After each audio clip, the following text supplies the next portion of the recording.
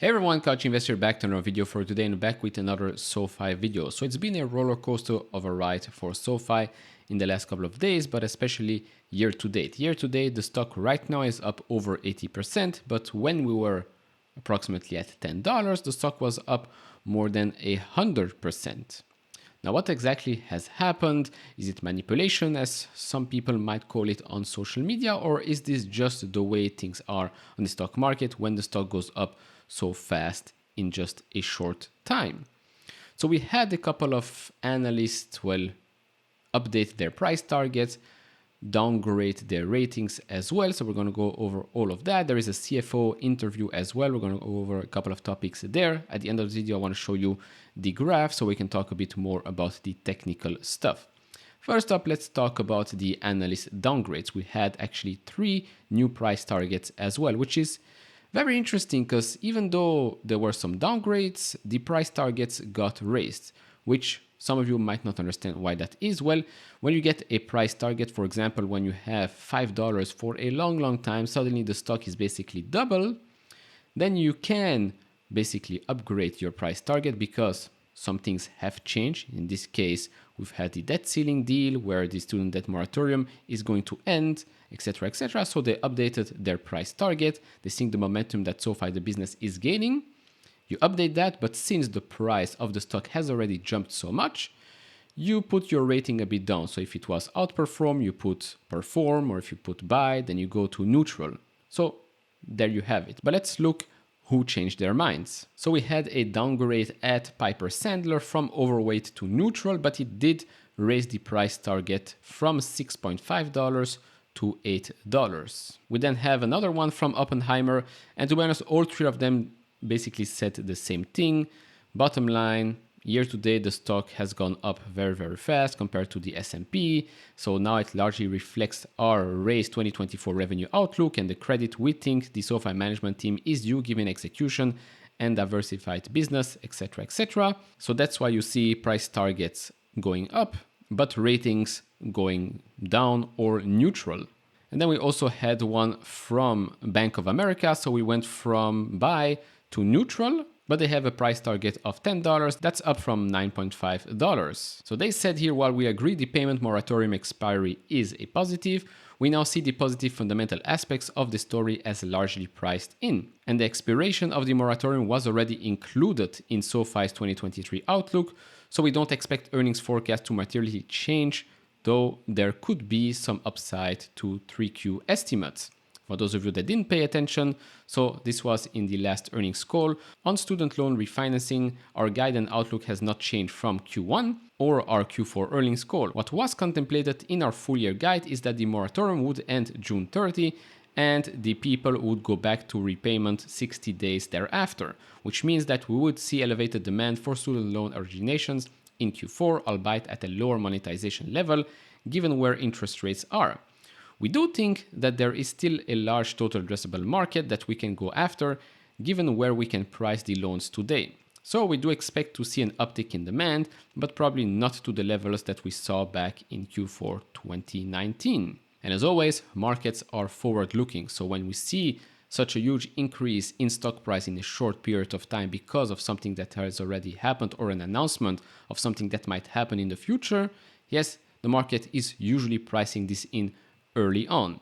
Now, that doesn't mean that the stock cannot go higher in the next coming quarter, because the results will probably be, as always, better than expected, especially with this type of management. Now, if you enjoyed this video so far, leave it a thumbs up, subscribe if you have not, would really appreciate that. And if you want to support me even further, do check out the link down in the description and in the pinned comment to get the top 10 best stocks to buy now, or go to fool.com/couchinvestor.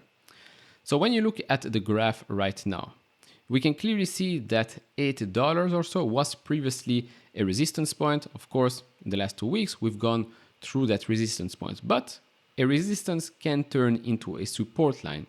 Now, hopefully in the coming weeks, we might see this happen. I hope we can form a base here between $8 and $9 before we go and tackle that $10, which $10, in my opinion, is going to be heavy resistance. As you can see here from last week, this candlestick right here, we tried to go over the 10, heavily rejected there. Probably a lot of people had their sell orders ready, automatically rejected. If you look at the RSI on a weekly basis, Not overbought, but still pretty close there. MACD bullish, but when you go and look at the daily chart, on the daily chart, it's pretty clear that we were extremely overbought in the last couple of days. And so we saw that dip. Again, hopefully we can use the $8 previously resistance, now hopefully support line for the coming days. Then again, we will see the 20-day moving average, the 50 and the 200 move a bit up. Hopefully we will be using those as well in the future as some support. Now, when it comes to guidance for this year, so they expect to deliver between, well, basically around $2 billion in adjusted net revenue and between $268 and $288 million in adjusted EBITDA at a 30% incremental EBITDA margin. And this guide assumes positive quarterly GAAP net income in Q4 2023 and a 20% incremental GAAP net income margin for the full year. Still, nice little growth here between 27 and 31% year over year.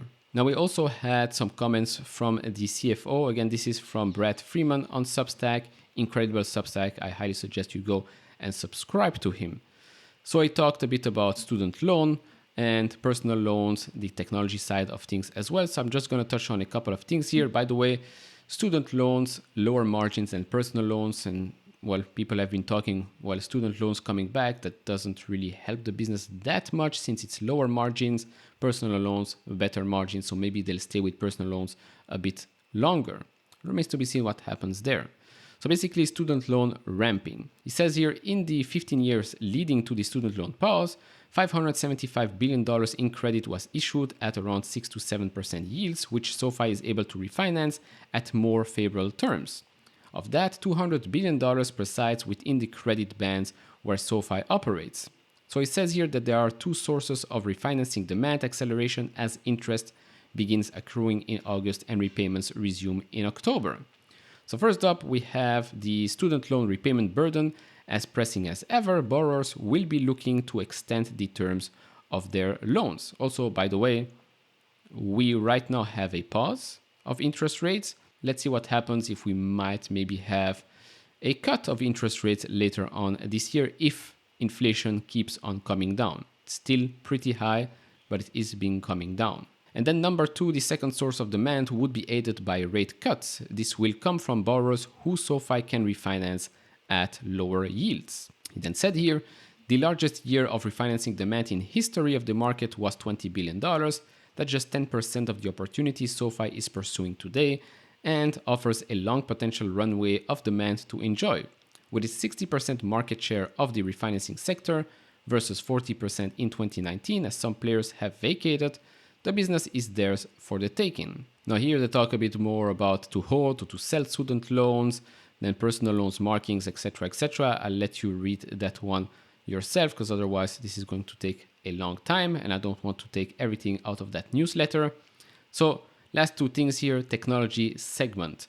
So the CFO reiterated that the tech segment margins are set to bottom from here while growth accelerate to 15 to 20% by Q4 and speed up more in 2024. It is well on its way in late-stage conversation with a dozen large financial institutions, which would all be very needle-moving to revenue over time. We've heard this for a while, but these conversations now seem to be wrapping up. The last quarter or so, the numbers from the technology side weren't that great, to be honest, so this is great to hear. The recent proof of concept with a top 10 financial institution has been a large win for the firm and an accelerant to this potential demand. This is going to be very, very interesting to see who this one was.